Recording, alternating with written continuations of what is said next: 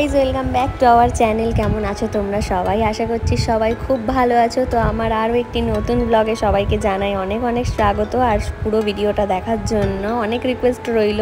তো দেখতেই পেলে এখানে বোনেরা এসে হাজির হয়ে গেছে, আর দিশা তখন পড়াচ্ছিল পাখিকে। তো এখানে টিভিতে চলছিল খেলা, যেটা মা দেখছিল। আর আজকে আমরা সবাই রাঁধুনি, সবাই কিছু না কিছু রান্নার প্রিপারেশন করছিলাম এখানে।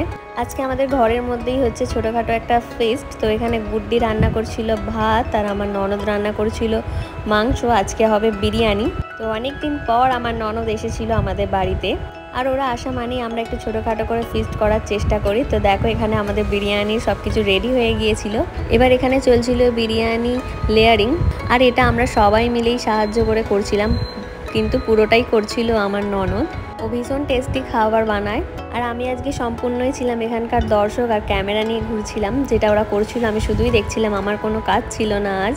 তোমরা কে কে এরকম লেয়ার বাই লেয়ার বিরিয়ানি রান্না করো অবশ্যই কমেন্টে জানিও, আর কে কে পুরো ডাইরেক্ট তৈরি করে নাও সেটাও জানিও। এতই গল্প করতে করতে সবাই রান্না বান্না করছিলাম যে এখানে পেঁয়াজের বেরাস্তাটা একটু বেশি পুড়িয়ে ফেলেছিলাম। আর এই যে দেখো এখানে গরিবের কেশরওয়ালা দুধ আমরা বানিয়েছি, যেটার মধ্যে আমরা পেঁয়াজ দিয়ে দিয়েছিলাম। আর এই ঘিটা ছিল মায়ের হাতের তৈরি ঘি, যেটা স্বাদ ছিল একদম অসাধারণ। তো মোটামুটি রেডি হয়ে গেছে। এখানে এখনও অল্প কিছু ভাত রয়েছে।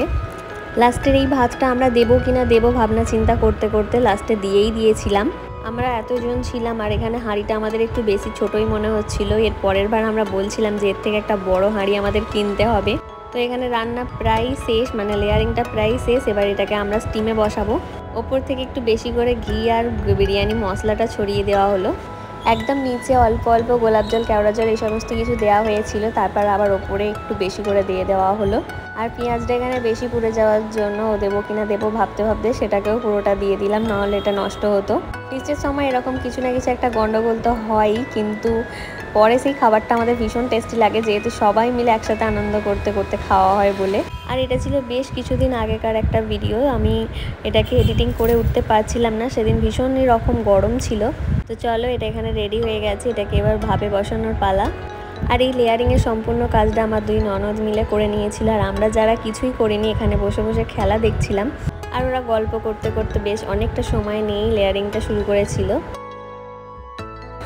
এই যে দেখো চারিদিকে আমরা সবাই গোল করে ঘিরে বসে রয়েছিলাম আর গল্প করছিলাম। ওদিকে দুজন খেলা দেখছিল, আর এদিকে আমরা বসেছিলাম তিন বোনে।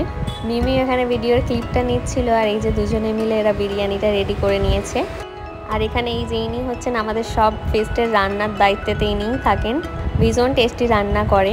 প্রচণ্ড গরমের মধ্যে আজকে অবস্থা একদমই খারাপ, সবটা নিজের হাতেই করছে। আমরা অতি সামান্যই হেল্প করছি ওকে।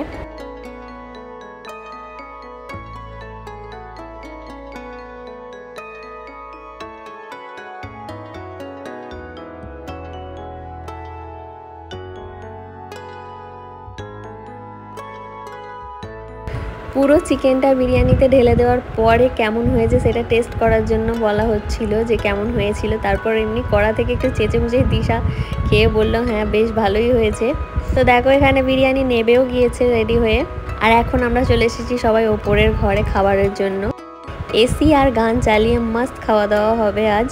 আর এই যে ইনি রেডি হয়ে গেছে, বাড়ি যাবে, খেয়ে দিয়েই একদম বাড়ি চলে যাবে বলে। অনেকটা রাত হয়ে গেছিলো, ওদের অভ্যেস আছে এরকম রাত বিরেতে যাওয়া। ওরা এত রাত্রিরে বাড়ি যায়, ওদের তো অভ্যেস আছে। আর আমাদের এখানে ভীষণ টেনশন হয়। এত কিছুর পরে এই খাবার পরিবেশন করার কাজটাই শুধু আমি নিয়েছিলাম। সবাই সবার থালাগুলো এগিয়ে দিচ্ছিল, আর আমি পরিবেশনটা শুরু করেছিলাম এখানে। বিরিয়ানি কাটার পরে গন্ধেতেই অর্ধেক সবার খিদে পেয়ে গিয়েছিলো। আমরা অনেকটা রাত্রেই খাওয়া দাওয়া শুরু করেছিলাম, তার আগে একটু গল্প গুজব করছিলাম। আর এই যে দেখো মিমির এখানে এতই খিদে পেয়ে গেছে যে রায়তাই বসে বসে খেয়ে নিচ্ছিল। কেমন হয়েছে রায়তা বানিয়েছিল দিশা, সেটাই জিজ্ঞেস করা, বললো বেশ টেস্টি হয়েছে।